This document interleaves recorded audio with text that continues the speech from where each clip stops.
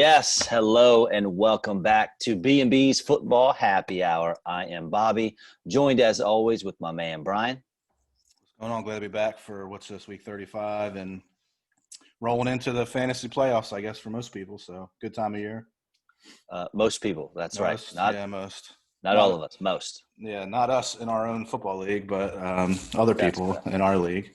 That's correct. It's a tough one, but Yeah, every year is different. So I plan on happens. bouncing back next year and Hell bringing yeah. that title home. Yeah, it's been a tough year, especially with a lot of injuries. I mean, injuries happen every year, but this year seemed like there was a lot of major injuries to some really good fantasy players and good guys, and especially with the COVID deal, I know a lot of guys missed just games or 2 games with COVID, and then you had the whole Taysom Hill debacle if you're in an ESPN league. So some guys, Mm-hmm. utilized him at tight end that one week, and who knows, that 1 week could have put them in the playoffs and whatnot. So yeah, it's been a tough year. Yeah, to two of my four leagues, I was one win out from Mm-hmm. getting that playoff berth. So every single win counts. And I really hope next year is much more normal because this 2020 is bogus. Yeah, I hope so. We'll see. Hopefully by then they'll have something figured out. Maybe I guess all the players will probably have to get a vaccine or whatnot. So by next I'm year, sure. so we'll see. I'm sure. I don't know. We'll see. Well, as always, our beats are provided by Dunson. And as you know, now we are brought to you by Diaper Dust. You can check it out at www.thediaperdust.com on Instagram and Facebook as well. It's an incredible product out there to help eliminate all diaper odors. So you just grab this stuff, sprinkle it in the dirty diaper, and that's it. No more smell, taken care of, gone. You don't need to waste money on plastic bags and kill the environment while you're at it. You don't need a special diaper pail. Just throw that bad boy in the kitchen trash can or the little decorative bathroom trash can you got, and you are good to go. So again, that's Diaper Dust. Check it out. Get it for yourself and your loved ones. Yep, pick it up. I know holiday season, so I know everybody knows. I don't know. Everybody has to know at least one person that's got a little kid. So pick it up and put it in the stocking, or give it to those young parents so they can not have to smell those dirty diapers. You got it, man. So before we get rolling with our Week 14 recap, I would like to play a little game that I just made up called Would You Believe? Are Uh, you are you ready to play? all right, let's go. I love hitting you with things that you are not prepared for, and I That's don't tell good. you what to do beforehand. All right, yeah, it's all good.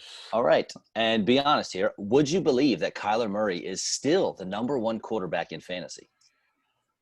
Oh man, after the last month, I'd say he would. I would have said he wouldn't be, but I guess Same. I guess with that start that he had with all those rushing yards and rushing touchdowns, I guess it kind of carried him through these last couple weeks because he hasn't been really Now it's very playing close. I up think to par. he's leading Russell Wilson by like 3 points. It's very close, but he is technically still number one. Would you believe Okay. that Ryan Tannehill is the seventh highest scoring quarterback? Probably not. No, because everybody always talks about Derrick Henry and his rushing yards. So, and I What know is I know Tannehill does throw up some stats every once in a while, but nobody really. He's kind of an afterthought. So yeah, I don't really dig deep into the Tannehill stats, but hmm yeah. Now you just brought up the horse that is Derrick Henry. Would you believe that he is only the third highest scoring running back in PPR and is Hmm. 40 points behind Alvin Kamara, who is still number one? Yeah, it's pretty surprising. I guess Derrick Henry don't. I mean, I guess he doesn't do enough in the passing game. I guess, right? I mean, because he's got 1,500 yards and a ton of touchdowns. So yeah, I guess in a PPR, I guess yeah, those catches add up. I guess for AK down there. Now, would you believe that Ezekiel Elliott is seventh still? In the Nah, worst year of his career by far, he's still the seventh highest scoring running back. is he really? Man, I would have said he's probably. I would have said he wasn't even in the top 20, to be honest. Dude, I it mean, doesn't seem like he should be. I've been stashed. He's been on my bench for a little while here. Last, I don't know, three, Think four, about that. three You've had weeks or the something. seventh highest scoring running back on your bench, and that's where he belongs. Yeah, I mean, yeah, I would have said he was from anywhere from 15 to 20. I wouldn't think he was in the top 10. Agreed. Would you believe that Stephon Diggs is the third highest scoring wideout in all of the land? Yeah, I can see that. Yeah, I mean, I watched watched that game the other night, and he dominated Pittsburgh. So yeah, I'm in on the Stephon Diggs, but yeah, number 3, yeah, I guess I could see that. Yeah, he's been Would you killing it this believe that year. his teammate, little old Cole Beasley, is Mm. a top 24 wide receiver? No, because he's another guy that kind of flies under the radar. You don't really think too much about Beasley. Yeah, In the top preseason, 25 I guy. told Yeah, you we did yeah, most underrated players, and he was one of my guys. yeah. He's one of those guys that I don't know. I guess because he's just a short little guy out there just doing his thing. He doesn't really burn you with the speed, doesn't kill you with the size, but he just gets it done every week. So I wouldn't think that he was that high, but I can see it this year. Last couple for tight ends. Would you believe that Travis Kelce is more than 100 points ahead of the third place tight end, Mm. which is, would you believe, TJ Hawkinson? Hmm. No, I didn't. I wouldn't think the spread would be that high between. 100. Yeah, I would have said. I mean, at least I don't know, maybe That's 40 or absurd. 50. But yeah, Travis Kelce. I guess he's leading the league in receiving yards, right? So Yes. I guess if you're doing that, then yeah, I guess you should be up there at tight end, especially this year because we talk about it every week. Those guys kind of disappoint. And right. And lastly, you might believe it now, but I mean, even up to 3 weeks ago, would you believe that right now Robert Tunyon is the 4th highest scoring tight end? So it's Nah, Kelsey, Waller, Hawkinson, and Tunyon really. Yeah, I think riding Tunyon. those touchdowns, man. Yeah, I think he did it all that one week. He had like I don't know, what was that? I mean, I didn't even hear that guy, but for at least the first 5 weeks, I guess, Dave right? I mean, Sternberger coming into the season was the tight end for yeah, the you didn't even hear Packers. anything about Tanyan, and then he had that one huge game. What do you have, like 3 or 4 touchdowns in one game or something like that? And Well, then, he's got 8 on the year, so he continues to get it done. yeah, he gets those touchdowns. I started him this week in a couple leagues and didn't really do a whole lot, but he did catch that touchdown. So, yeah, I wouldn't have thought. I thought he'd be in the top 10, but I wouldn't have thought he'd be that high. So here's the deal. Next year when we're drafting tight ends, Travis Kelce is going in the first round, no doubt about it. He has to. Darren Waller's going no later than the 3rd probably. And maybe you'll take Kittle up there depending on how he comes back from his injury. And Yeah. that's it, man. Don't draft a tight end ever. I mean, you can No. wait forever because when you get like now, you look and we got TJ Hawkinson, we have Robert Tunyon's up there. I Mm-hmm. mean, who knows what's going to happen in the tight end world. So Yeah, it's if I don't crazy. and I'm not going to get Kelsey again because I'm not drafting the tight end in the first round. But if I don't end up, falling into Waller or Kittle, then I'm not drafting the tight end until double-digit rounds. Yeah, that's the same with me. I'm not taking. I'm probably not going to own Travis Kelce if he's going to be in the first round pick. So, but yeah, I mean, to me, at that point, you have to look at those guys as they're just straight up wide receivers. You know what I mean? I mean, yeah, you can plug them in at tight end, but those guys are putting up.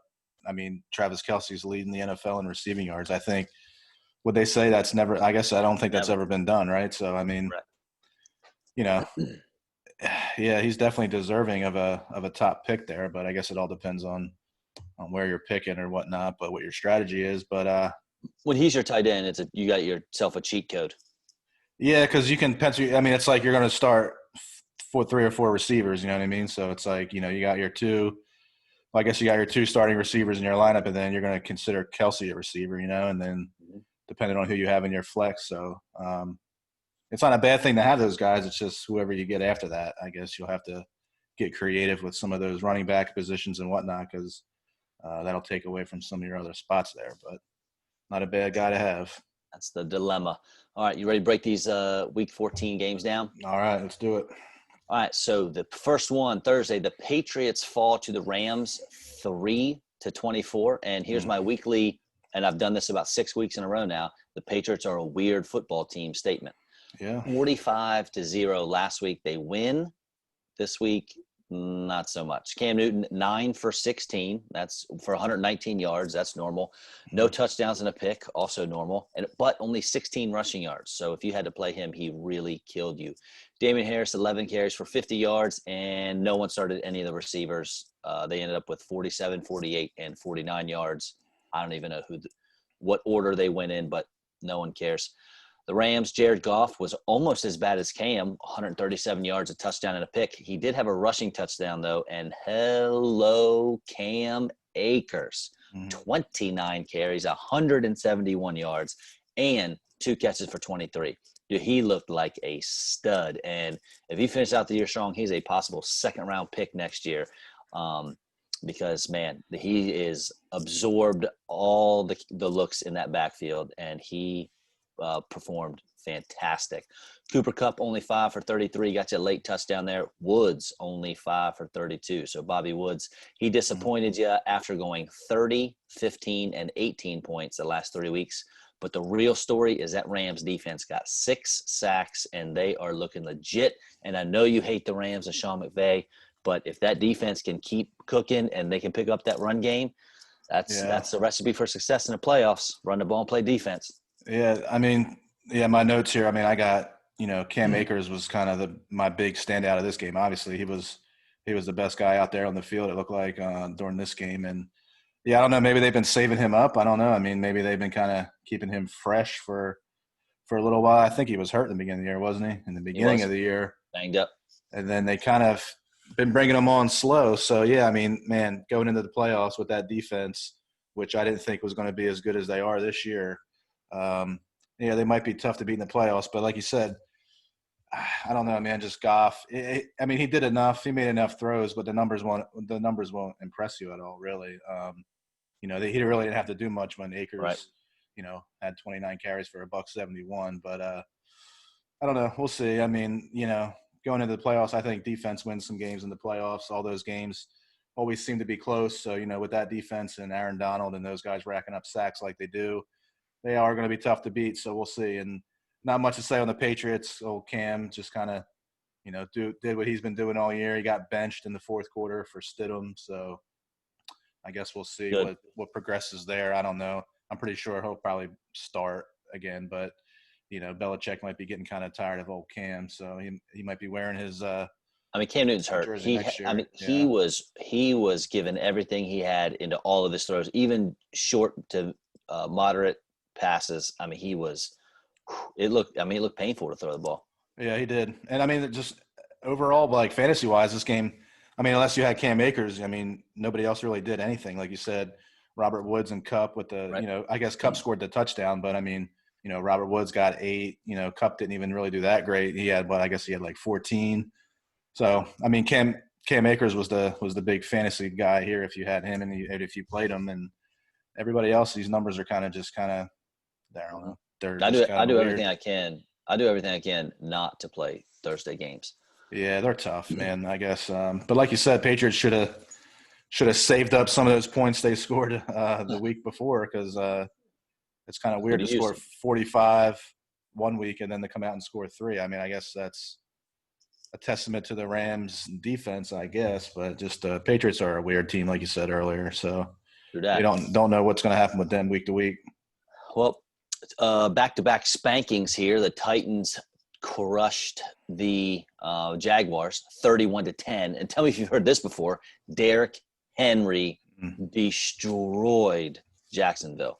Earlier this year, he only, and I say only in quotes, had 84 yards rushing on 25 carries. So everyone and their mother knew he was going to dominate, because the Jaguars cannot hold Derrick Henry down for very long. And yes, Tannehill played well, 212 yards, 2 touchdowns, but Henry exploded for 215 and 2 on 26 carries. He had more rushing yards than Tannehill had passing yards. And A.J. Brown, who was supposedly hobbled during the week, he played well also, going 7 catches, 112, and a touchdown. He went down, though. Not sure how serious his injuries is, and if it's going to keep him out, we'll have to see. And after going 4 straight games with 10 or more points and 35 fantasy points for you last week, Corey Davis got a whopping 3 catches for 34 yards. Huge letdown if you tried to ride that hot streak for him. The Jaguars, welcome back Gardner Minshew. Mike Glennon got benched and Minshew came in. He played okay, 178 touchdown and 22 rushing yards, which is something Mike Glennon obviously cannot do. That guy has anchors for feet. James Robinson had a down game. They played from behind the whole time, so it's tough to get that running game going for him. 12 carries, 67 yards. He did have 4 catches for 16 yards. Keelan Cole, 7 for 67 and a touchdown, and Laviska Shenault caught 6 balls for 49 yards. But I doubt anyone they were started outside of any really deep leagues. And DJ Chark stinks it up again, 2 for 16. And now, as soon as I want to say he is absolutely unstartable, Gardner Minshew is going to be the quarterback this week, and he does like Chark. So again, I don't know what to do with him. Yeah, I mean, to me, I watched a little bit of this one, and I mean, you could just tell Minshew he's just a way better quarterback than Glennon. I mean, he's not the best QB in the NFL, but I mean, he's heads above Mike Glennon in my eyes. I mean, but then again, the Jaguars aren't trying to win any games, so I think they were letting Glennon do his thing out there for a little while. But yeah, we'll see. I think Chark will have a better week. Minshew, I think he likes, like you said, he likes to throw it to him a little bit. So I think Chark can't really have a worse week. No, it can't get any worse. So he can only go up from there. And I think he'll go, but I think he'll have a pretty good week this week. So we'll see what happens there. But I had James Robinson, kind of disappointment this week. I mean, he had 67 yards. I saw him. He had a touchdown called back by a holding penalty, and then he had a 44-yard run called back for another penalty. So he could have had a 111-yard week with a touchdown, and then you only end up getting 67 yards out of him. So that was kind of disappointing. To me, Tannehill, did what he needed to do, 212, 2 touchdowns, and this is the Derrick Henry season. So, I mean, he's just going to ride them, I guess, into the playoffs maybe, and then we'll see what he does from there. But this is kind of reminiscent of kind of what they did last year towards the end of the year. They kind of just rode him. The defense stinks this year, though. I was going to say the defense was a little bit better, I thought, last year than they are this year. I'm not even sure they got much pressure on Mike Glennon and Gardner Minshew. Yeah, which isn't going to work when you're going up against Patrick Mahomes and some of those guys in the playoffs. So we'll see what kind of draw they get if they are to make the playoffs. But, I mean, I'm sure there's not many guys on opposing teams that are trying to tackle Derrick Henry in January in some freezing cold weather. So, and then Henry, I saw he set a record, a NFL record with 4 career games of at least 200 yards and 2 rushing touchdowns. At least 2 of those 200-yard games, I'm pretty sure, have come against Jacksonville. Yeah. So So, not the best of a quality opponent there, but hey, I guess he's ahead of Jim Brown, Barry Sanders, and LaDainian Tomlinson, and did it 3 times in their career. So, good company there. I mean, like we said, I mean, he likes to pick it up at the end of the year, man, and he's doing it again. So, well, I like to watch it. Now, Brian, if I told you that a team had 27 first downs, 76 offensive plays, a 100-yard rusher, and 18-minute advantage on time of possession, you would assume they won the game, correct? Yeah, I would assume they won that game by 10 or more points, right. Probably. Unfortunately, the Vikings lost by 12, 14-26 to the Tampa Bay Buccaneers. That is difficult to do, my friend. Kirk Cousins had 225, only 1 touchdown. Somehow he had 41 rushing yards. Dalvin Cook gets 100 yards for the 7th time this year. He also scored but added next to nothing in the receiving.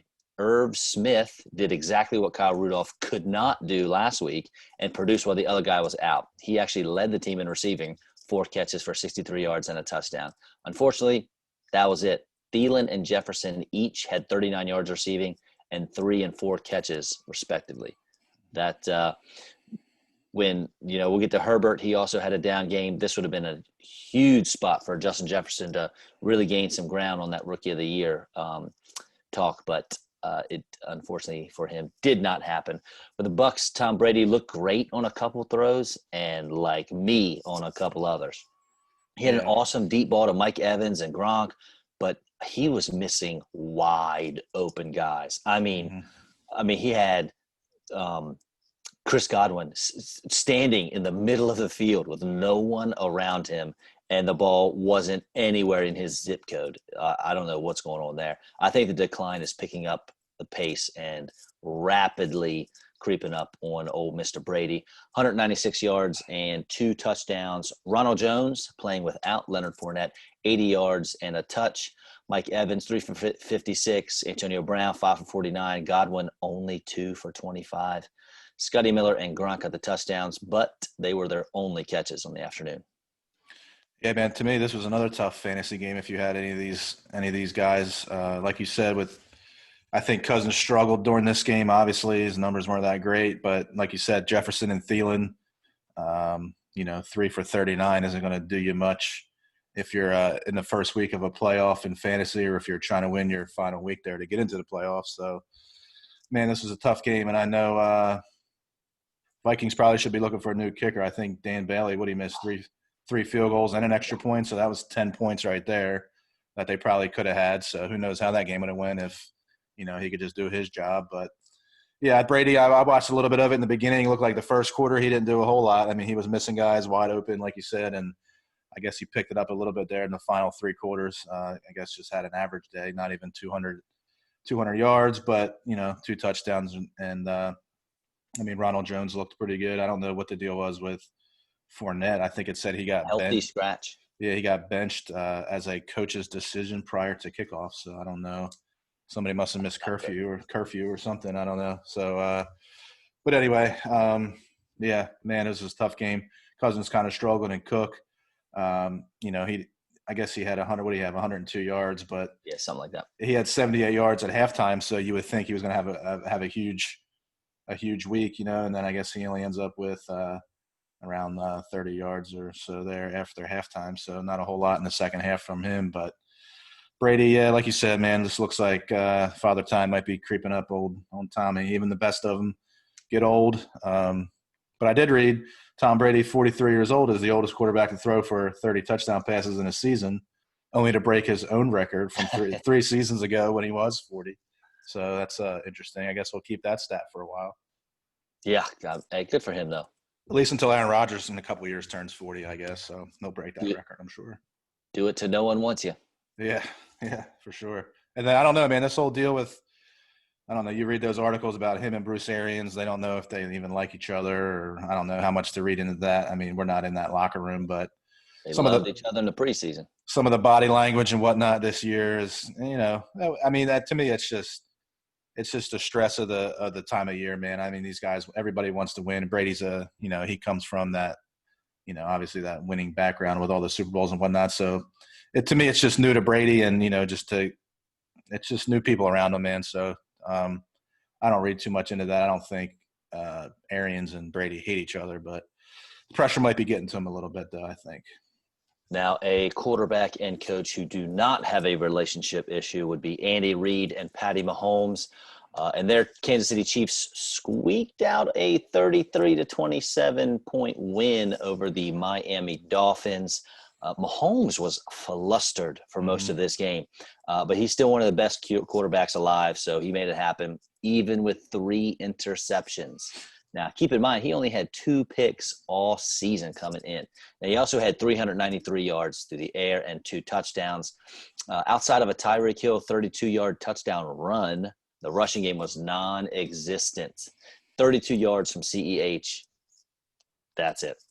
Travis Kelce, who has at least 8 catches in 6 straight games. 8 catches at least in 6 straight games. That is an incredible stat for a tight end. Anyone, really, especially a tight end. But he does it again. I saw one site had it posted. Obviously, I didn't count his yards as he got them. He had 8 catches for 136. Another site had 126. Someone's got a typo there. Either way, he balled out and got a touchdown. And Tyreek Hill added another 3 catches for 79 yards and another TD to his rush. And CEH, although he didn't do much on the ground, he did get 5 for 59 through the air, so that helped you out if you had to start him. And, I mean, it's about time they give him the ball out of the backfield, because, I don't know, they've really been ignoring him through the air, and I don't understand that. And 2 for 52 from Sammy Watkins, which does absolutely nothing. Hopefully not starting him. Now, for the Dolphins, Tua had his first 300-yard game, but he also had 20 incompletions and his first NFL pick. 2 touchdowns and 24 rushing yards and a rushing touchdown. So fantasy-wise, he was much better than he was in real life, I think, from watching a good bit of this game. DeAndre Washington, much like the rest of the replacement running backs in the league, disappointed in a great spot, only 35 yards on the ground. And it just happens time and time again, whether it's Duke Johnson, Gio Bernard, these guys just aren't doing it in place of the starting running backs for their respective teams. Lynn Bowden makes his first big-time appearance. He led the way with 7 catches and 82 yards. And Mike Gesicki had a great game, 5 catches, 65 yards, and 2 touchdowns. But he left with an injury. We'll have to see how serious that was to his shoulder. And watching this game, I can't help but think if Ryan Fitzpatrick played, the Dolphins would have won because he could have made throws that Tua wasn't making. And I also am in love with the Amish beard there. And Miami's defense is awesome at forcing turnovers. They had 4 total turnovers that game, and I love watching that defense.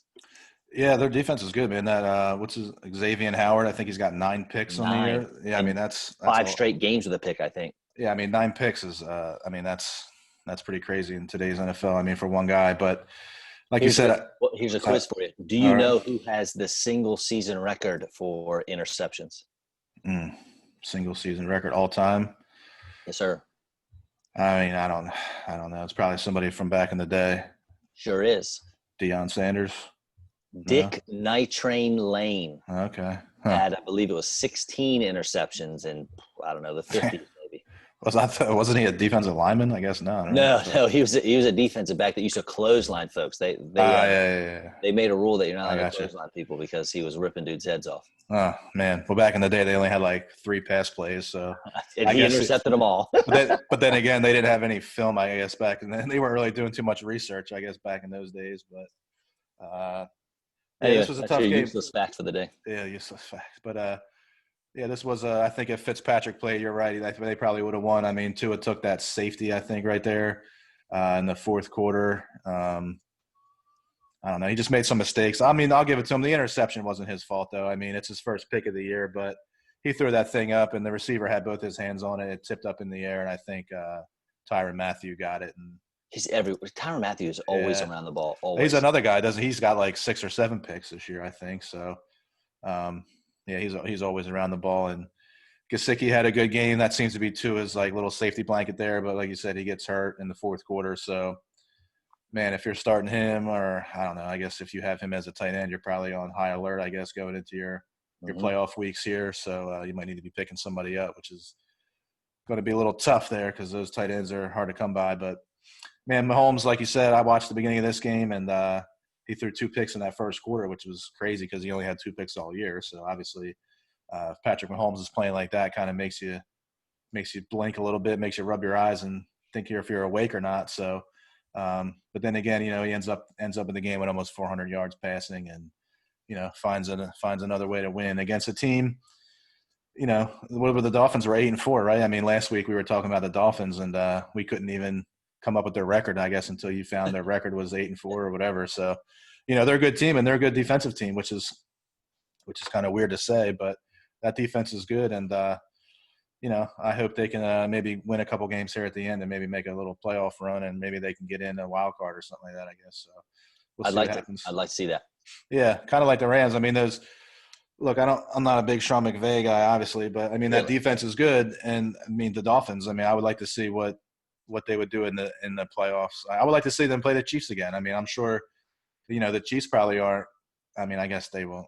They'll play anybody, but the Chiefs aren't going to go into the playoff game against the Dolphins thinking they're going to blow them out by 40 points. You know what I'm saying? I mean, they made a little statement, I guess, as much of a statement as you can in a loss. I mean, they kind of, showed what they had, and it was a good game. And I think, if Fitzpatrick played, I think he would have made a few extra throws, and, that game might have been a little, they might have won this game by a point, you know what I mean, with a late touchdown. So never know. And I think, man, we always say Clyde Edwards-Helaire doesn't do much, but when I was watching the game, they said he was over 1,000 yards receiving and rushing, which I wouldn't have thought he was even kind of close to that at this point. I don't know. That's a good would you believe?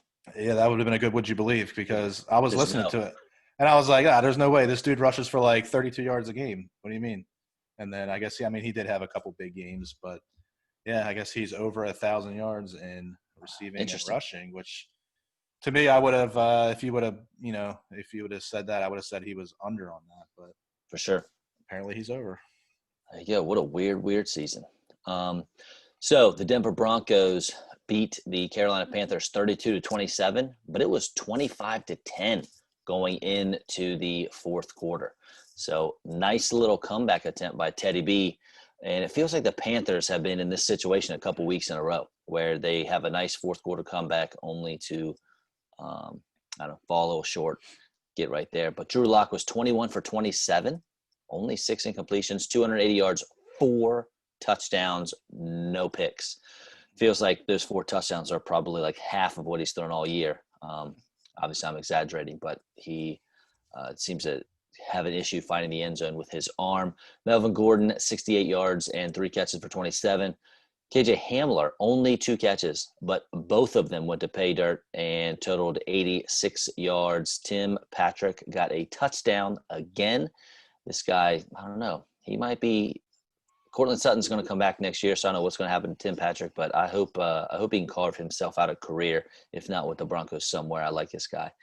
And 36 yards on 3 catches. Only 2 catches for 42 yards for Jerry Jeudy, and tough for anyone to stand out because 7 receivers had at least 2 catches. So, I mean, right there's 14. 7 guys have 2 catches. Right there's 14 of the 21 completions that Drew Lock had. So tough for any receiver to really ball out when that's happening. Now the Panthers and Teddy Bridgewater, 30 of 40 for 283 yards, but no touchdowns, no picks either, but you got to throw a ball in the end zone or 2. He did get 31 yards on the ground and a rushing touchdown, and he really seems, and I'd like to get your take on this, he seems way more mobile than I've ever seen him in his career. And he looks tiny. Every time I see him, I'm like, man, gosh, Teddy Bridgewater is a small man to be a quarterback of an NFL team, but I don't know, he seems a lot more shifty than I ever remember, even going back to Louisville. But I don't know, maybe that's just me. Mike Davis, yeah, okay, so it's not just me. Mm-hmm. Mike Davis, only 11 carries, but he made him count, 51 yards and 2 touchdowns, plus 5 catches for 42. After 5 of his last 6 games were under 12 points, the 26 that he dropped this week were very much needed. And Robbie Anderson went 8 for 84 without DJ Moore around, and Curtis Samuel was 7 for 68 with an additional 22 rushing yards. Yeah, I mean, like you said, the Panthers have kind of been in these games all year long. Drew Lock played pretty good. I'll give it to him. I kind of critique him a little bit on the show here, but if he wants to dance around and do the Hulk Hogan here this week, he can do it because you can do that when you win, but you can't do that when you're down by 2 touchdowns to the Chiefs. So maybe somebody will let him know that. KJ Hamler's a guy that I liked going into the year. A kid from Penn State. He's fast. Only had 2 catches, but like you said, I mean, took both of them to the house. So, 2 touchdowns. I don't know how many people are playing Hamler in fantasy leagues, but in real football, I like KJ Hamler. Real disappointed in Jerry Jeudy. I mean, this guy, man, I thought he was going to be good. I thought he was going to be good, and he doesn't do anything really, Drew Lock, yeah. I mean, he might need to go somewhere else. Like you said, Cortland Sutton's going to come back. You got Tim Patrick. I mean, Judy's not going anywhere. They just drafted him. He's going to be there for at least 4 or 5 years. He's going to have to do something. Somebody's going to have to go. I don't know. Maybe he'll be – I guess you can have them all, but it's going to be hard for him to – I don't know, I guess to stand out over there. You know what I'm saying? If Hamler's going to get his look and Patrick. Yeah, you're probably right. I mean, obviously they're not going to trade Jeudy, but Jeudy might be one of those guys that kind of is better on his second team than he is on his drafting team. You know what I'm saying? Like those guys that leave their first team and move on and get a new scenery. He might stand out with a better team, but man, he's disappointing in my eyes. But and like you said, Bridgewater. I guess talk a little bit about the Panthers. I mean, like you say, yeah, Bridgewater does look like he can move around a little bit more than normal. I don't know. Before, I mean, I thought he was mobile, and when he was in college and early on in his NFL career. But yeah, I mean, he looks pretty shifty, like you said, this year. So, man, I guess Teddy B, he's going to be the guy there in Carolina, and I guess at this point, there's really no reason to bring McCaffrey back. I guess Davis can kind of ride out the year, in my opinion. I mean, he's not a terrible running back there. So, I don't know. They're just a tough team, man. I don't think the Panthers are kind of probably trying to just play for a better draft pick at this point, but they're keeping things interesting, I guess. Well, dude, you talked earlier about rubbing your eyes and checking if you're still awake, and that's what I was doing when I realized that the Chicago Bears whooped the Texans 36-7. Good grief. Deshaun Watson, only 219 yards through the air and a touchdown, plus 38 rushing yards. Greg Howell led the Texans in rushing with 11 carries and 42 yards. Yeah, who? Once again, someone I have never Never heard heard of of. Yeah. merges for the Texans. Kiki Kuti, he kind of flopped for you, 3 for 24, but luckily one of those catches was for a touchdown. Chad Hansen's back, 7 catches for 56 yards. Mm. He might be a legitimate flex option moving forward because if Watson's not going to QT, maybe he's going to Chad Hansen. He's got to throw it to somebody. Chad Dude, Hansen. Well, I thought he was the guy from To Catch a Predator. right. So you're telling me it's your first time? Chris Hansen, I guess. That's that guy. Maybe that's his brother. I don't know. I don't know. Duke Johnson, only 26 rushing yards. He did have 2 catches for 53, which if for some reason you had to play Dookie J, that helped you out a little bit.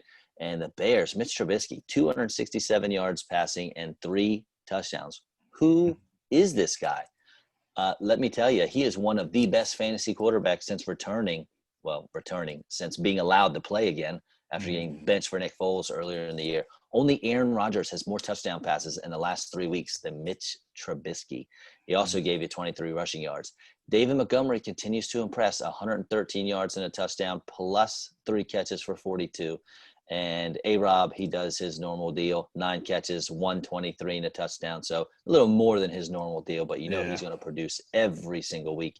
It was peppered with targets. Mm-hmm. Jimmy Graham showed up again along with Darrell Mooney to get the other 2 touchdowns from Trubisky. Yeah, that would have been a good did you know, because Trubisky, man, I know he's been playing good, but I wouldn't have said he was playing that good, almost on that Aaron Rodgers level there. But yeah, he played good this week, and he's been playing pretty well. So he outperformed Deshaun Watson. So I guess the GM of the Bears can tell everybody why, I guess, justify why he drafted Trubisky over Deshaun Watson, I guess, because he won the head-to-head matchup this week. But right, yeah, the Texans, man, that was just kind of a stinker for them, man. They kind of just laid an egg all around. They didn't really do a whole lot.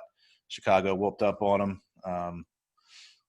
Allen Robinson, like you said, he's a guy that I've had. Yeah, he's been struggling a little bit lately. He's been getting you, he's been getting you an average, stat line there for fantasy wise. But this is a big week, I think, for him. So hopefully he can continue that for the next couple weeks at least.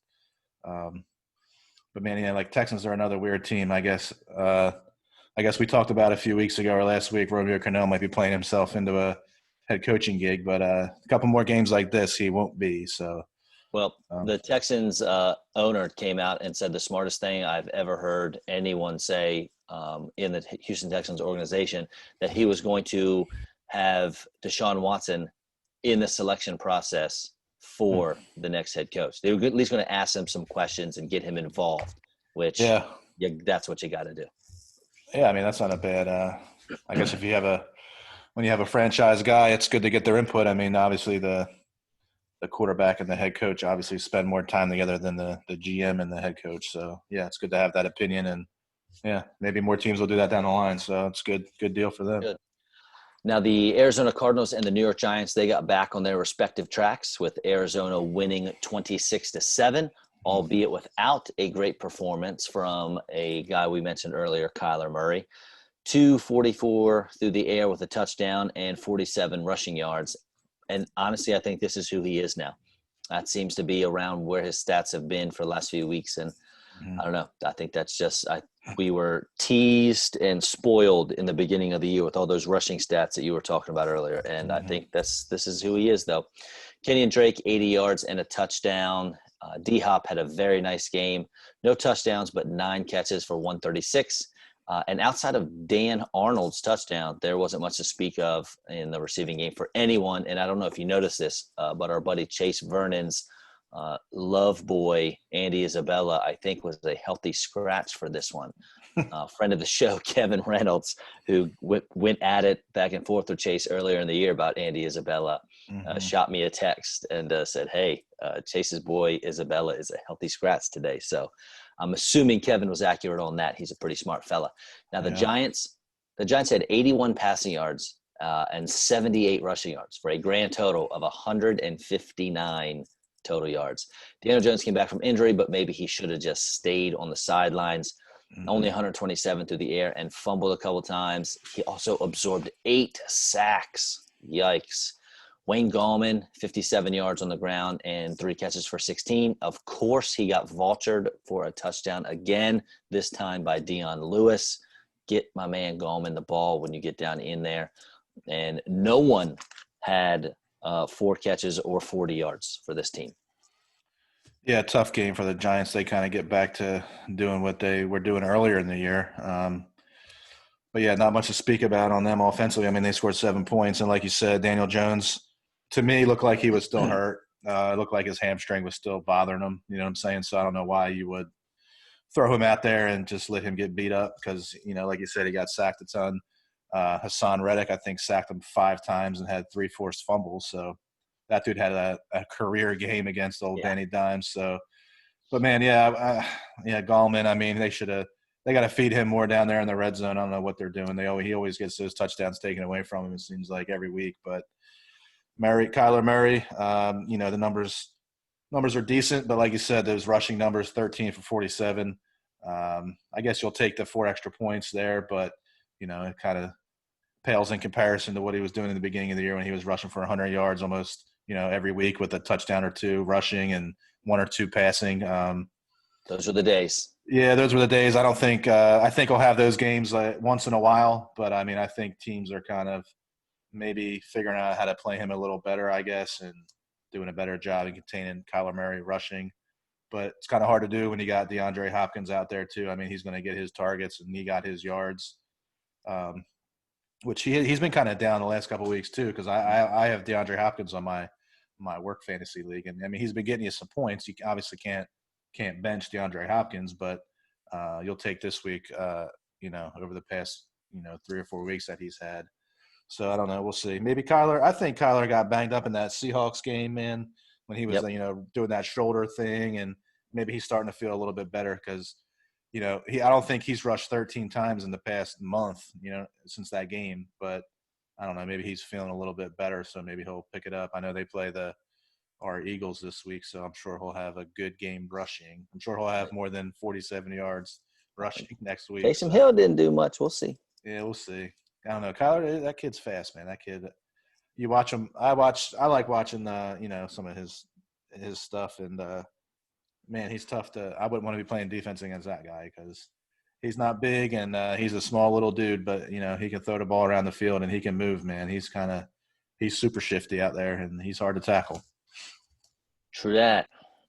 So Andy Dalton rolls into Cincinnati and his old stomping grounds, and he gets to leave with a sweet taste of victory in his mouth after his Cowboys beat his former team, the Bengals, 30-7.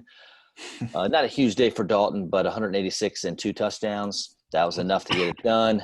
Ezekiel Elliott was in a great spot and fell on his face, basically splitting touches with Tony Pollard for a total of 59 yards. And to rub it in our faces, Pollard got a receiving touchdown. Amari Cooper was the only receiver who did anything, and he went 4 for 51 and a touchdown. The Bengals, poor Bengals, Brandon Allen, 217 and a touchdown. I feel like he gets 12 yards passing better every week. Also, poor Gio Bernard. He's done. He's out of here. Travion Williams and Samaje Perine seem to be the top 2 guys in the backfield now. And, hey, why not? Might as well see what they have in a lost season. A.J. Green, of all people, got a touchdown, 6 catches for 62. And Tyler Boyd and T. Higgins both had 5 catches for 40 couple yards. Unfortunately, barring a broken play, this appears to be the floor and the ceiling for both Boyd and Higgins. Yeah, it kind of stinks because I liked watching the Bengals with Burrow, man. Earlier in the year, they were a lot more exciting to watch than they are now. I mean, you can't even really watch any of these games now, especially this week against these 2 teams. But, yeah, that's tough. Yeah, man, Giovanni Bernard, I know he fumbled early in the game, and then they kind of benched him moving forward. They said it was his first fumble in 830 attempts, which was pretty – Is that true, though? I think that was an exaggeration. I didn't look it up. I didn't look it up either, but they said that, and that seems pretty – I don't know if he had that many carries or touches in his career. Yeah, I don't know. I'll have to double check on that one. But if that is true, that's pretty wild. But agreed. Yeah, like you said, Tyler Boyd, T. Higgins, guys that were fantasy starters earlier in the year with Burrow are kind of, you can't really be playing these guys. I mean, I guess if you only need 8 or 9 points, you can play them, but I don't think they're going to get you much from there. And the Cowboys, I mean, like Andy Dalton, this was like Andy Dalton's Super Bowl. He wanted to go back and beat Cincinnati, and he only penalized his team with now giving them a worse draft pick. With that win, Dallas goes to 4-9 and moves back a few spots, like our Eagles did as well. So winning a meaningless game, but hey, I guess somebody had to win, and Andy Dalton put it to his former team, I guess. So good for him. So, update. In his career, Gio Bernard has 877 rushes. So, if that stat is correct, and I guess it could be, that means he fumbled on like one of his first 20 carries, and then that was it. I'll have to dig into that, but I did hear that. I wrote it down, and I was like, yeah, me too. I was like, that's kind of weird, but I guess maybe we'll have to put an update about that on the Facebook page in case. Very impressive if it's true.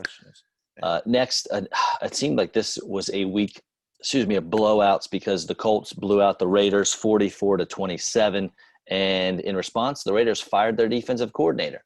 Their defense given up I think over 30 points in 4 of the last 5 games.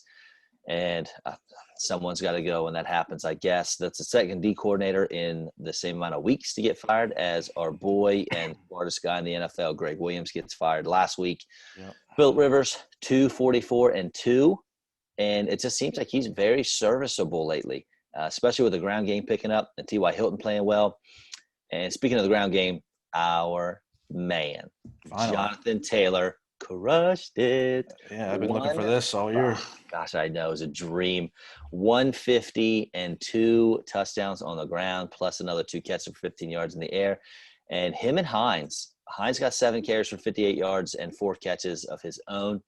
They're turning into a nice little 1-2 punch. Mm-hmm. As long as Taylor's getting a majority of the work and Hines is just coming in as a change of pace, I like it. Oh, yeah. And the aforementioned T.Y. Hilton, he went 5 for 86 and 2 touchdowns himself. Unfortunately, that was about it for the pass catchers. Not even Michael Pittman did much. And the Raiders, Derek Carr, 316 yards passing with 2 touchdowns. It's nice, but he needs to cut down on the turnovers. He threw 2 more picks on Sunday. He did get a rushing touchdown, though. Josh Jacobs, unfortunately for our owners and 3 of my fantasy teams, got bottled up for only 49 yards. He did get you 3 catches for 25, so I guess it lightened the sting a little bit. Nelson Aguilar woke up after a multi-week hiatus, got you 5 catches for 100 yards and a touchdown, and Darren Waller, 7 catches for 75. Yeah, I think the Raiders, man, I thought a couple of weeks ago they could have been a playoff team, but I think those chances are pretty much gone with this loss. I don't know. I think they're toast this year, but we're giving up over 30 points a game. You can't. Yeah, I mean the Colts don't really light up the scoreboard, and they scored 44. I mean, we've been waiting for Jonathan Taylor to do this for weeks. You know what I'm saying? We've been, he finally got 20 carries. I mean, holy cow! Give this guy the ball. I mean, but maybe like a Cam Akers deal. I know he's another rookie. Maybe they're kind of not saving him, but maybe they were kind of limiting some of his stuff. Maybe the rookie wall is kind of a real thing. So maybe maybe teams that know they're going to make the playoffs, they hold out so that they don't have to worry about that. I don't know. That's a tough thing to do. I mean, you don't want to say, you don't want to declare yourself a playoff team early in the year. You know what I'm saying? But I know teams are confident in themselves. But maybe they'll unleash Taylor a little bit here during the end of the year. So if you have him in fantasy, I mean, he hopefully he'll just start, killing it these last couple of weeks, because I know we love this kid in the beginning of the year, and starting to kind of look like what I thought he would look like in, from week 1 and 2, right now. But I guess T.Y. Hilton, like you said last week, I mean, he's definitely a thing now. I think you definitely have to be playing T.Y. Hilton. And aren't they playing the Texans this week? I think they are, man. So the Texans are terrible against the run. Yeah. T.Y. kills the Texans. Yeah, so I'd be big on Tilton, and I would be real big on Taylor and maybe even Hines, because, I mean, the Texans are terrible, I mean, defensively. So look for another big week. I would expect it from those guys. But, not much to talk about, sorry, with the Raiders. I mean, yeah, you're right. Derek Carr, he did throw for 300 yards. A lot of that came late, kind of in garbage time in my eyes. Darren Waller had a pretty good game, and like you said, Aguilar kind of woke up and had 100 yards, and a touchdown. But old Josh Jacobs didn't do much after he, I guess he tweeted or put it on Instagram that he wasn't going to play or something like that in the beginning of the morning or something like that. He said he was going to sit out or something like that, and that's kind of weird. But oh well, I guess it kind of distracted him maybe from the game. Kind of should probably be worrying about playing in an NFL game than kind of trolling people on Instagram. So maybe you'll get with it next week.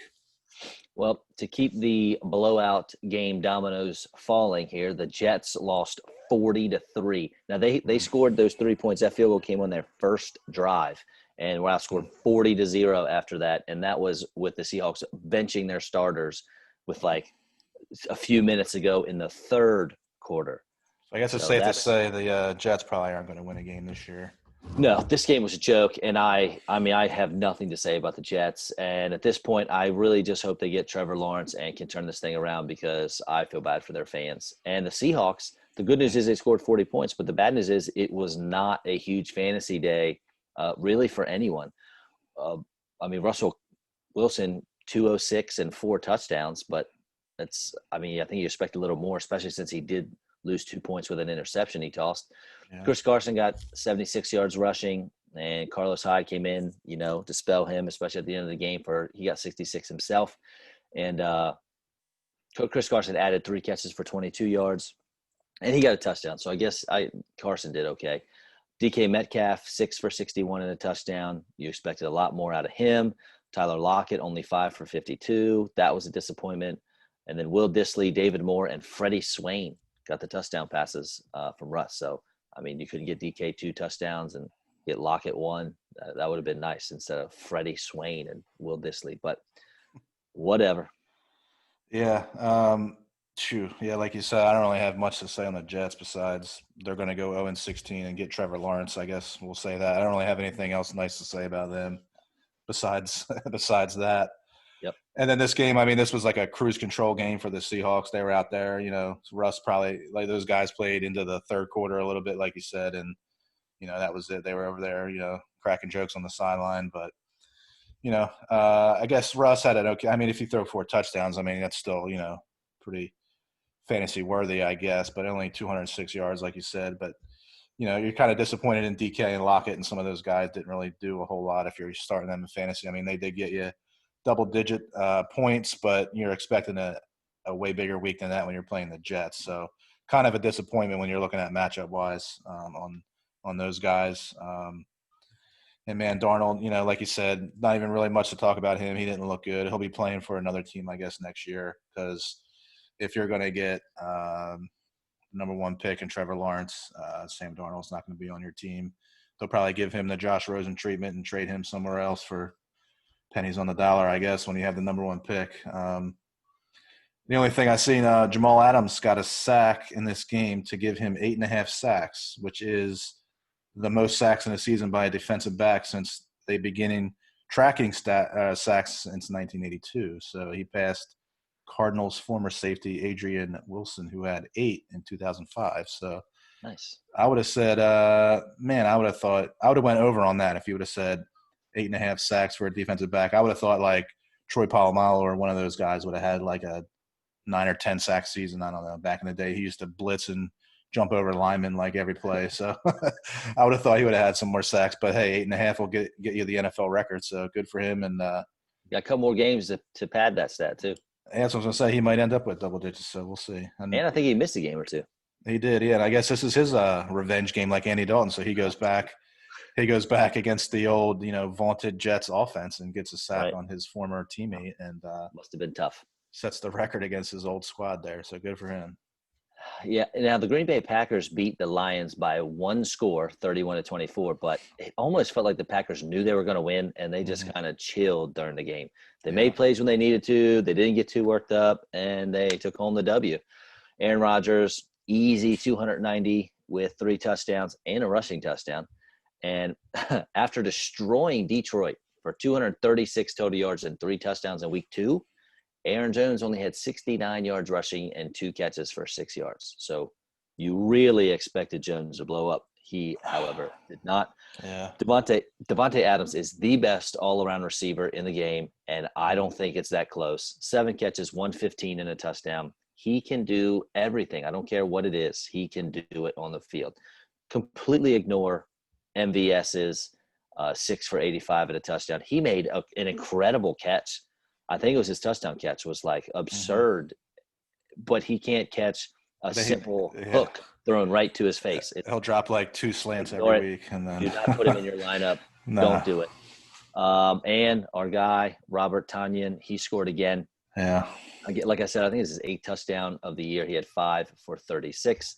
Lions, Matt Stafford, 244 and a touchdown, but I think he got hurt, so he may not play this coming week against the Titans, I believe, is who the Lions are playing. And if that's – is it the Titans? Because if that's good grief, Derrick Henry's going to run for 300 yards. Anyway. Yeah, they're playing at Tennessee, so yeah. Oh, gosh, Derrick Henry, get him in your lineups. Another 200, yeah. Yeah. The Lions, they had no running game to speak of. Swift got a touchdown, but only 24 yards. He also had 4 catches for 26.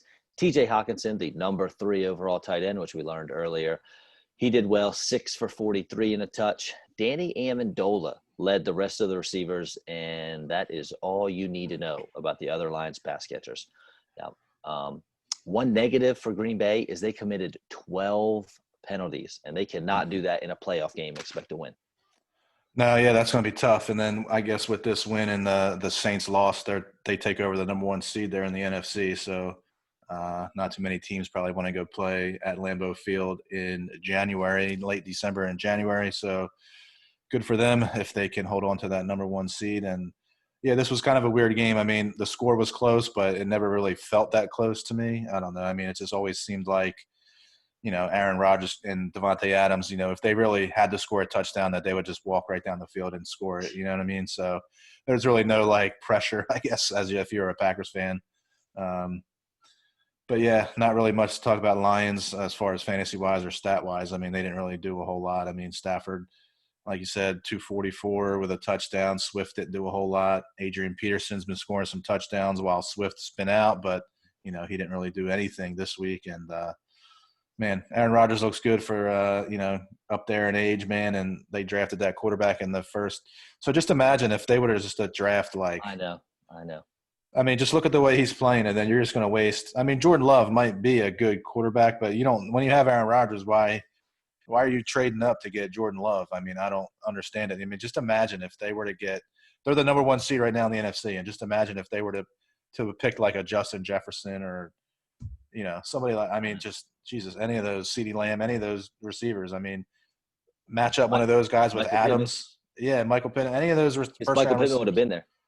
Yeah, I mean, shoot, just imagine any of those guys opposite Devontae Adams, and then, MVS can – be the third option, I guess, or do whatever he does there. But yeah, he's kind of a weird thing to me. I wouldn't start him. I mean, he does catch a touchdown every once in a while, but like you said, he'll drop like 3 of the easiest passes you'll ever see in your life. And Aaron Rodgers gives him like the death glare, but like you can't throw it to Devontae Adams every play. So like MVS has to get a few targets. You know what I'm saying?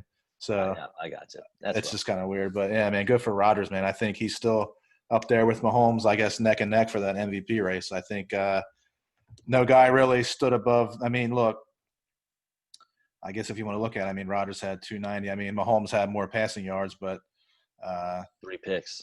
3 picks. Yeah, he had some more turnovers. So I don't know. Those stats don't look as great, when you're looking at it and you're saying, I mean, 5 picks is still really good, but when you only had 2 picks and all those touchdowns, it looks a lot better. But we'll see. I think those guys kind of stayed neck and neck in that MVP race this week. Yeah. So next one on the docket, the Chargers beat the Falcons 20-17 in what was one of, if not the biggest fantasy disappointments. I'm pretty sure this game had the highest total going in, and there were only 37 points scored.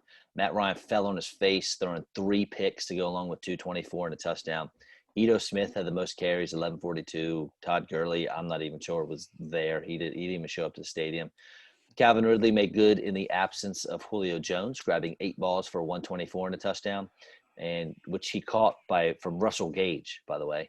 The latter went 5 catches for 82. and it's only fitting that I play Hayden Hurst against you, the ultimate Hurst lover / hater, and he catches one pass for 7 yards. Yeah, I can feel my pain. That's what I get. I was really just doing it to spite you, but Yeah. it obviously did not work. He didn't come through.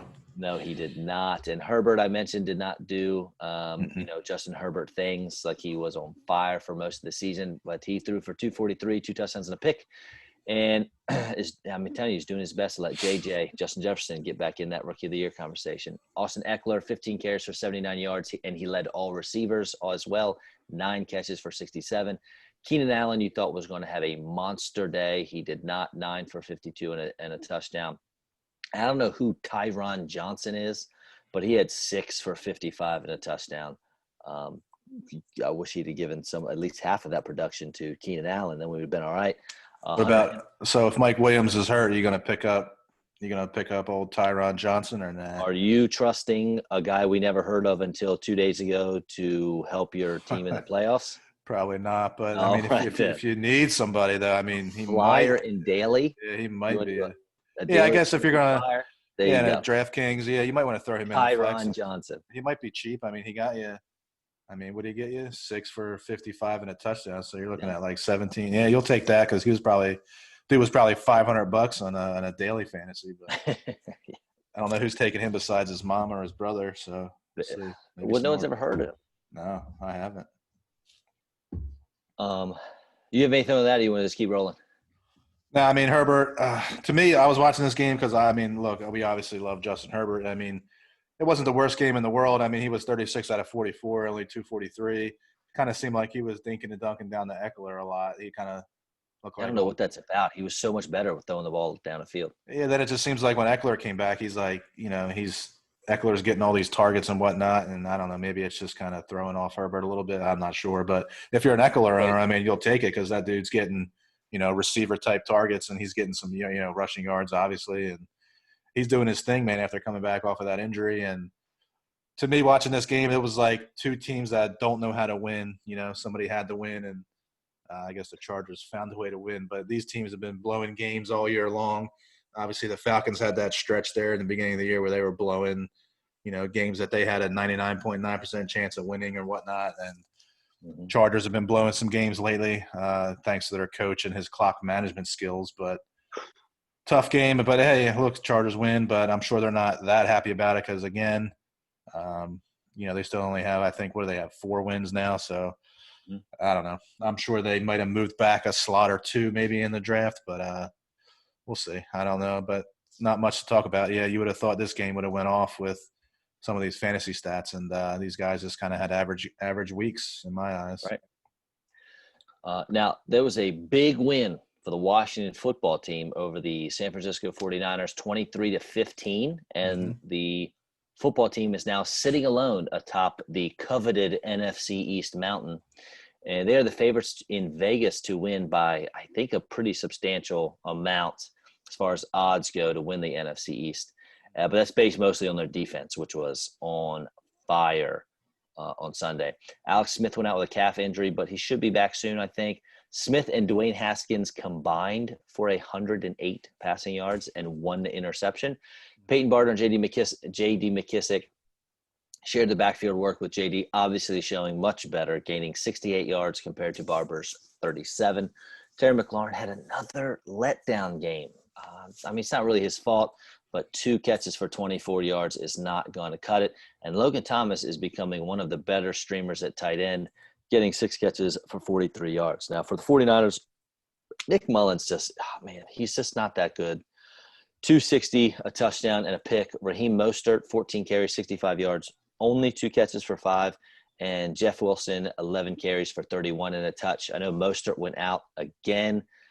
This guy is him and Deebo Samuel, who Deebo comes in 1 carry, not even a catch, 1 carry in the game and leaves with a hamstring injury. He might be out, for a while. He's probably not playing this coming week.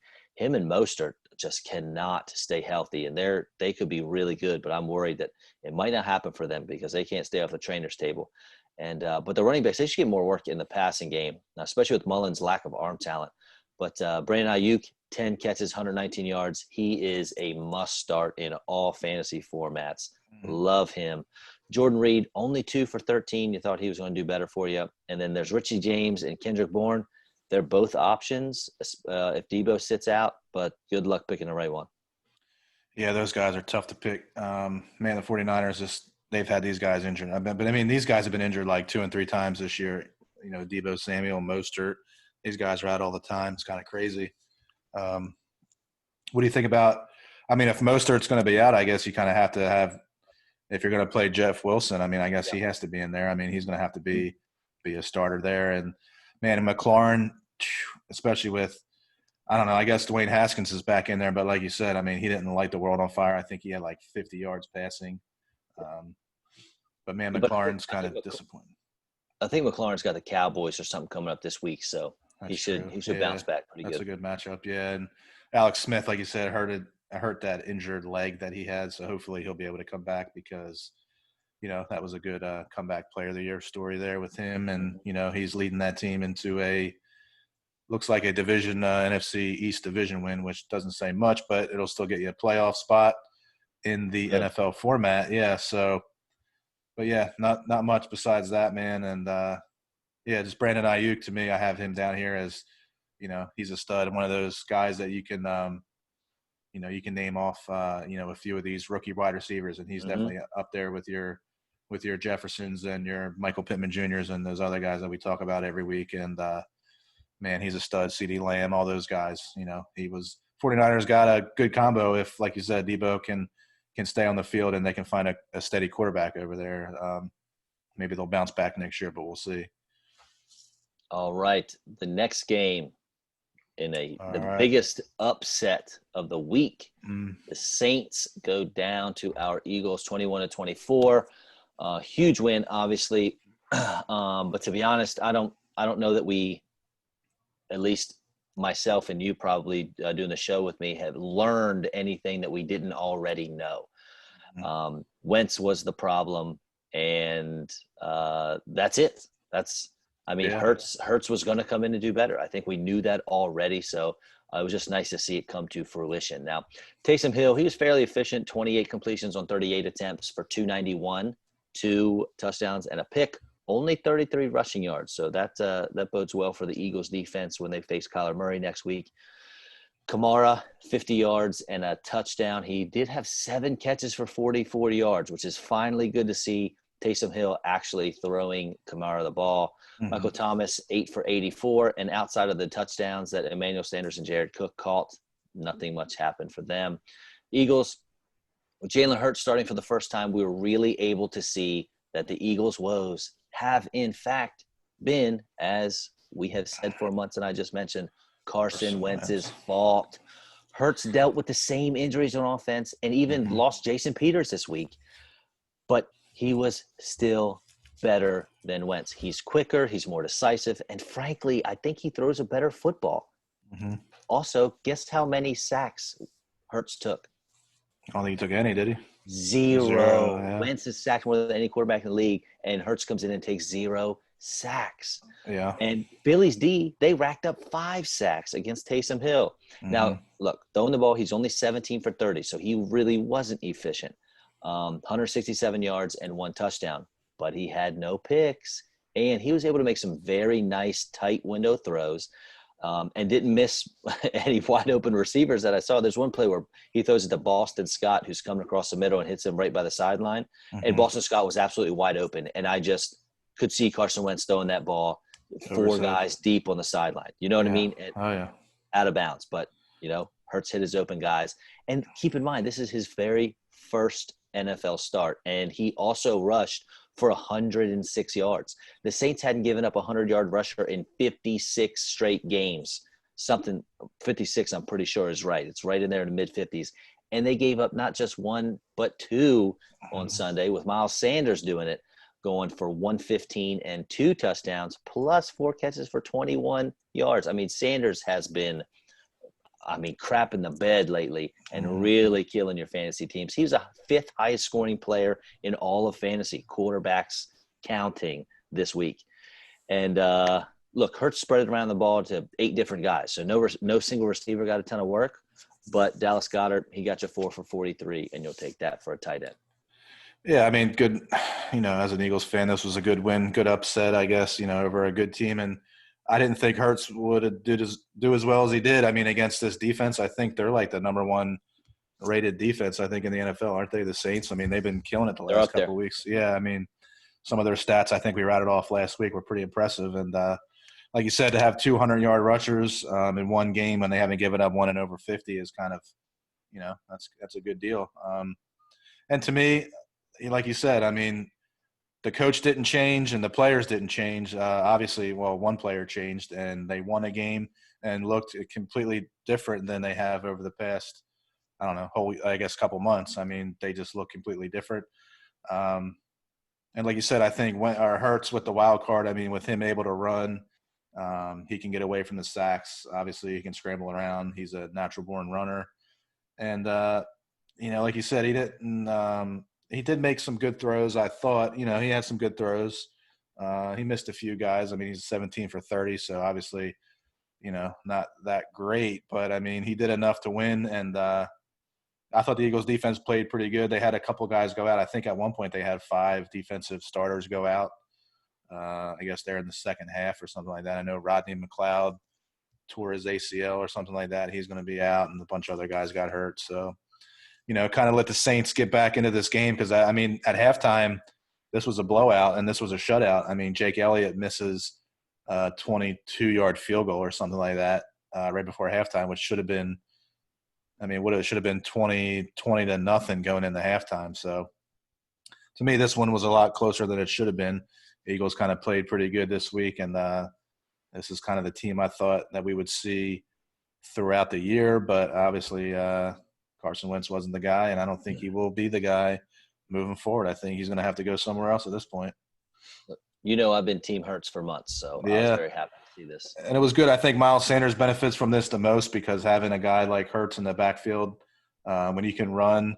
I mean, because look, the Eagles run that read option type offense, and nobody was scared of Carson Wentz pulling the ball and running. You know what I'm saying? Right. So with Hurts back there and him, you know, kind of being able to run and being able to get chunk yards on runs, I mean, it only helps Sanders because those guys aren't going to load the box up on him and just key on him. So I think out of anybody, I expect him to have a big couple weeks toward the end of the year here, and hopefully he does for my sake.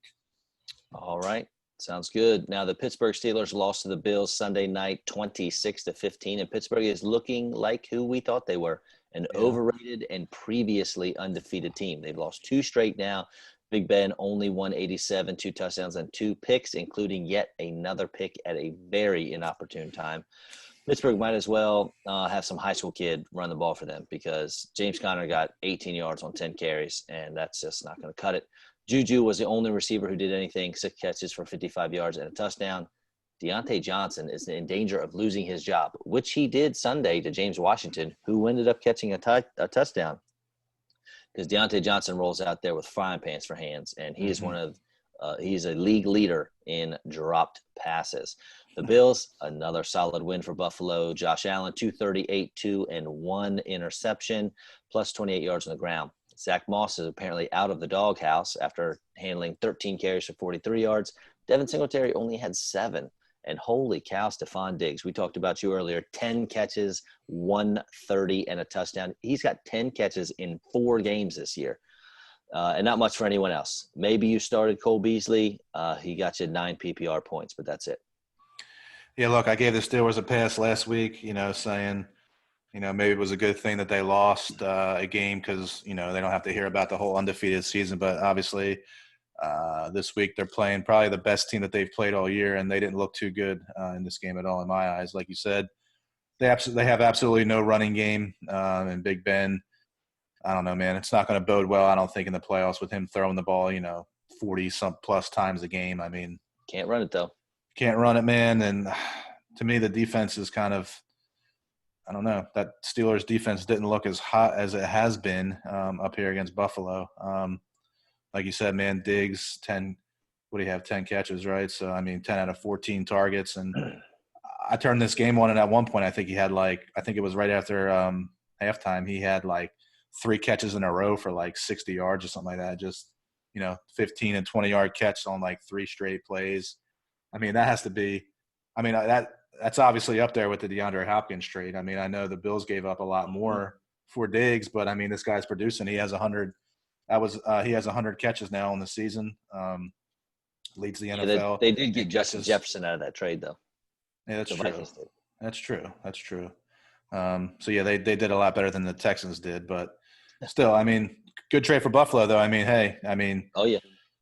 getting Diggs and, man, he, 100 catches this year. I don't think many people would have said he would have had 100 catches this year with 3 games to go. So, man, huge year for him. And Buffalo looks tough, man. I wouldn't want to be playing them in the playoffs. I wouldn't want to be playing them first round of the playoffs because, they look like they're coming together a little bit. And Josh Allen looks like he did in the beginning of the year. Looks like he's a little more comfortable back there and making some more plays. And I'm sure, all those Bills fans out there are pretty hyped up. The Mafia is probably all hyped up. Our guy Fred, who came on, I'm sure he's definitely pumped. And Diggs, like I said, 100 catches, and he already has tied the record in Buffalo, I guess, for catches in a single season, I guess, in Buffalo. So I'm sure he'll break that record in his first year as a Bill. So can't beat that out of that trade, man.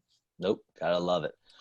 In our last game, Monday night, the Ravens beat the Browns 47-42, which is weird because I feel like, this scoring, it happened quick, fast, and in a hurry there at the end. Lamar Jackson, he did not look good throwing the ball until the game was on the line. And he just, he really, if you take out, all he wants to do is just throw the ball over the middle. So if you can contain him running and not let him throw the ball in the middle of the field, the wide open dude standing there doing nothing, you're going to smash the Ravens. There's no way they can do anything if you take those 2 things away. But anyway, he ended up with 163 yards and a touchdown with another 124 yards and 2 touchdowns on the ground. He's nasty running the ball. J.K. Dobbins ran for 53 yards and a touchdown, while Gus Edwards found the end zone twice on 7 carries for 49. Mark Andrews caught 5 passes for 73 yards, and Marquise Brown had more drops than catches, I'm pretty sure.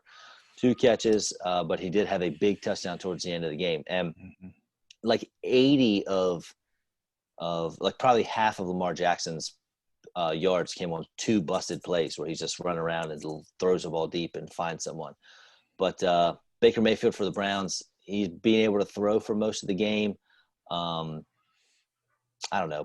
The Browns they should give Nick Chubb 25 carries a game, but for some reason they don't. They throw the ball too much. He did get 343 yards, 2 touchdowns, and an interception, did Mayfield. He also got a rushing score. And the Chubb that I brought up ended with 17 carries, although he needs to have more. He's so good. 82 yards, 2 touchdowns, and 2 catches for 21.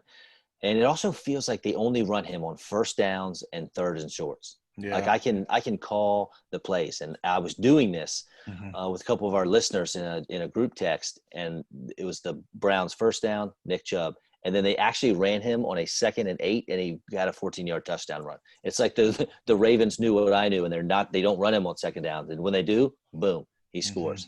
But Kareem Hunt, he scored on the ground and in the air. 6 carries for 33 yards and 6 catches for 77.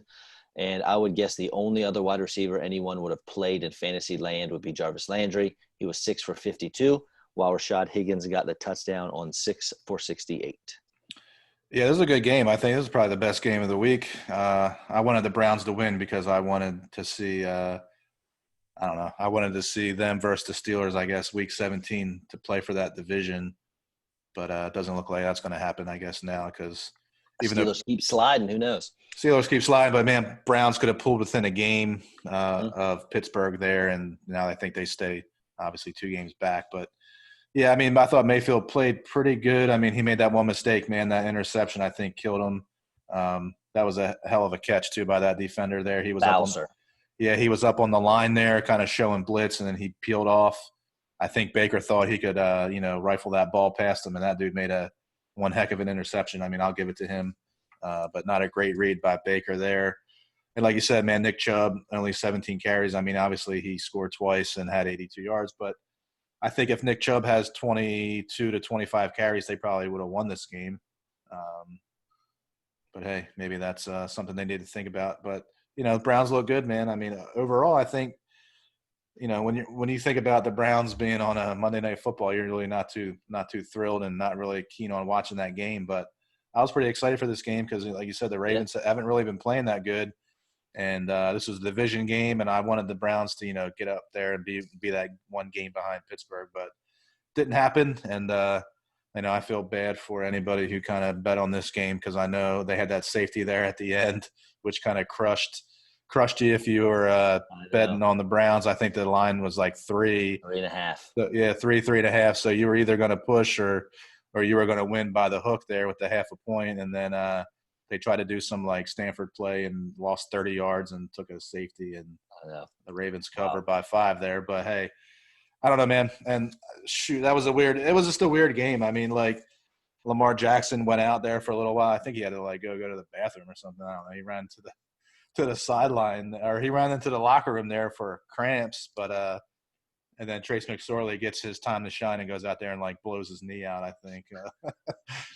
Crazy, so crazy, everything that went down. Yeah, it's just a weird deal. And then Lamar comes back like Superman, and on that 4th down too, like of all plays, like if Trace McSorley doesn't get hurt, and then, what I'm saying, like, does Lamar even have enough time to run back out on the field and complete that pass on 4th down or that touchdown to Hollywood Brown? I mean, the coach has got to be in the locker room, like, dude, you need to flush that toilet right now and let's go. Look, no more eating like Taco Bell at halftime there for Lamar. So ease up on the halftime snacks, Lamar. But hey, he comes back in and wins the game. I'll give him that. But like you said, I mean, I think like half of his passing yards were on that play there. But man, to come in on a 4th down, I mean, he was out for a solid what? I mean, it was 2 drives, right? I mean, he was out for the Ravens didn't even try on those 2 drives. Yeah, he was out for like 2 or 3 drives, and then he comes back on a 4th and 5. Either way, he threw the touchdown, but he was going to get like 25 yards on the ground anyway. You know what I'm saying? It was wide open, and he kind of flicked it to Hollywood Brown. But overall, it was a good game, man. And Cleveland's still probably going to make the playoffs, but I don't know if they're going to be able to chase Pittsburgh. We'll see, man. If they keep sliding, maybe. But I know they play each other last week of the year, so they're going to need Pittsburgh to lose a couple games before then. So we'll see what happens. But good for the Browns. So they look like they got some solid pieces there, and I think they're going to be good for the next couple of years. All right, buddy. Well, that does it for another week. Thank you to everyone who is listening and checking us out on all of our platforms. Make sure you also check out www.thediaperdust.com. Anyone with a kid, anyone who knows someone who has a kid in diapers, you need it. Check it out. Instagram and Facebook as well. Yep, check that out. Get that for your loved ones who have little kids, or get it for anyone that has a little kid, for especially around Christmas time. Check for our video tomorrow on Facebook. We try to get it up there as quick as we can, but I don't know, man. There's been some issues. Facebook is issues. I don't know, man. It's been taking hours and hours to download these videos, where it would take not that long. Obviously, earlier when we were posting them, months ago. But I don't know what's going on with that. But we still get it out there, and we have it on Podbean, Apple Podcasts, Google Podcasts, Pandora, Spotify. All those other platforms. That's usually available early on Wednesday mornings. So if you need to, go listen to it there on your way to work, or, if you're working from home, put it on. And, keep the Facebook chatter up. I know we had a ton of, starter sit type kind of questions. Good ones too. Yeah, good ones, man. Tough ones. And keep those going. So, some people are listening, and, people are valuing the opinions of everybody and our members. Kind of, it's good for everybody to kind of help each other out, I guess. And I know everybody's kind of coming down to the crunch time, and, trying to find guys, and every point counts, like you said, every week. Every point counts, especially when you're down there in the playoffs playing those, better teams in your fantasy league there. So keep that up, and we'll keep putting out the content and keep putting up these videos, man. And look forward to another good week next week. I know we have we start those Saturday football games this week, so we have Thursday night, Saturday, Sunday, and Monday night. So, awesome. If any team gets COVID, we could have football 7 days a week coming up here shortly. So you could have Monday, Tuesday, Wednesday, Thursday, Friday, Saturday. So we'll see what happens. But, I like those Saturday games. So it'll be good to watch them this weekend, especially I think they got Buffaloes on one of those in Green Bay. So, look for your fantasy studs to do pretty well in those games. All right. Well, thanks everyone for listening. And I don't know, check you out in a week. Check you out. I'll talk to you next week. Check for our stuff. Add our, you know, especially on YouTube too. I know Bobby puts the videos on YouTube. Just give us a follow, man, on any of those platforms. Whatever platform you listen on, just give us a follow. It helps us out. So keep doing that. Keep telling your friends about it, and we'll be back with you next week. See you. See you.